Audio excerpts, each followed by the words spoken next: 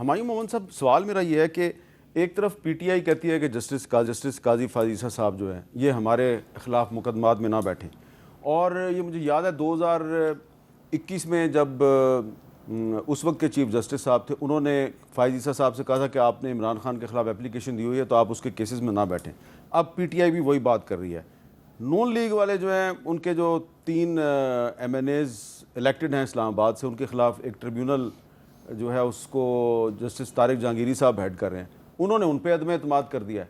तो दोनों तरफ से अदम एतमाद हो रहा है, नून लीग की तरफ से भी और पीटीआई की तरफ से भी। क्या लोगों को ये मैसेज दिया जा रहा है कि हमारे अपनी पसंद के भी जज हैं और हमारी मर्जी के खिलाफ भी कुछ जज हैं? देखिए, अब अगेन मैं I am not a student of law, ठीक है, मैं बेसिकली मेडिकल डॉक्टर हूँ, ठीक है, लेकिन इस तरह होता है, 2 चीज़ें होती हैं। एक, मैं एज अ जज अगर आपके किसी केस के ऊपर पहले आपके ख़िलाफ़ में कर चुका हूँ, मुझे उसूलन नहीं बैठना चाहिए। आपने देखा होगा कि जब जस्टिस मंसूर अली शाह पिछले दिनों में जब बैठे थे तो इन्हीं की गवर्नमेंट थी, उन्होंने पहले एक दिन कहा था कि हमें आपके ऊपर कोई इतराज़ नहीं है।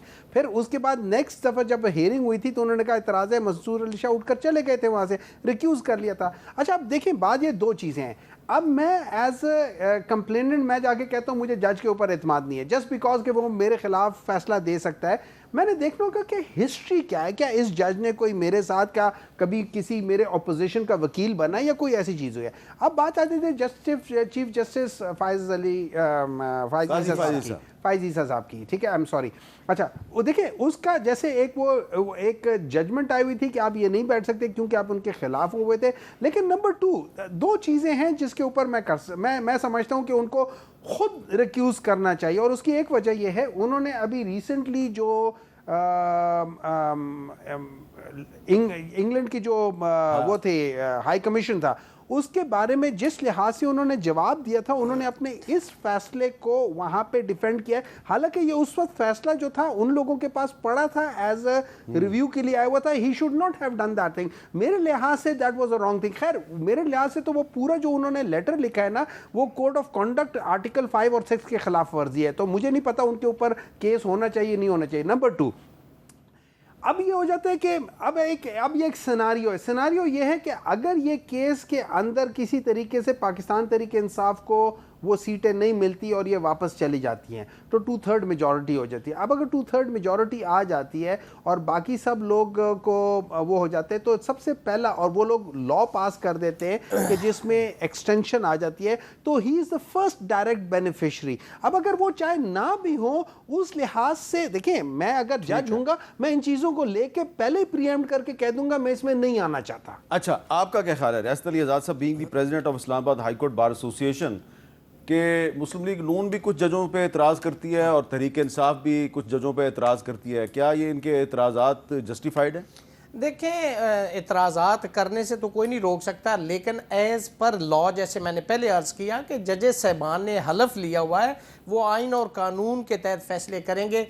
ये पॉलिटिकल पार्टीज़ ऐसा हमेशा करती हैं कि अगर उनके हक़ में फ़ैसला आ जाए तो जज 1 नंबर है, और अगर उनके ख़िलाफ़ आ जाए तो कहते हैं कि जज 2 नंबर है। मैं माफ़ी के साथ, ये माज़रत के साथ ये बात कर रहा हूँ। तो ये ना पॉलिटिकल पार्टीज़ को करना चाहिए, जजेस पे ट्रस्ट करना चाहिए।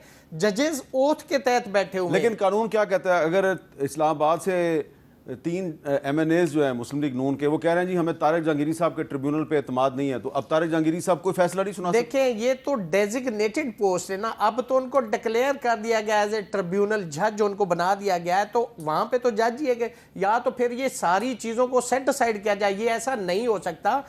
वहां पे आप अभी तक तो देखें किस स्टेज पे केस है।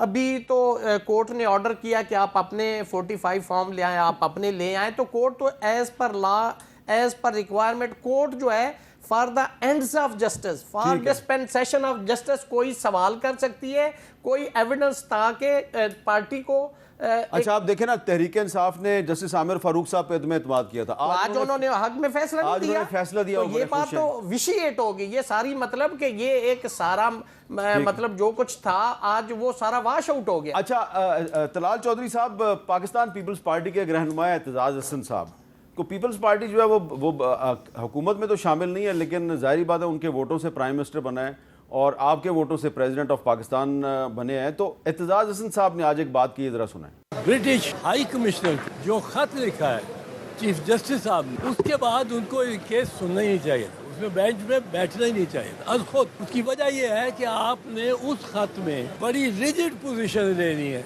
एक फरीक के मौकफ के खिलाफ, और आपने उसको जस्टिफाई किया है अपनी पोजीशन को।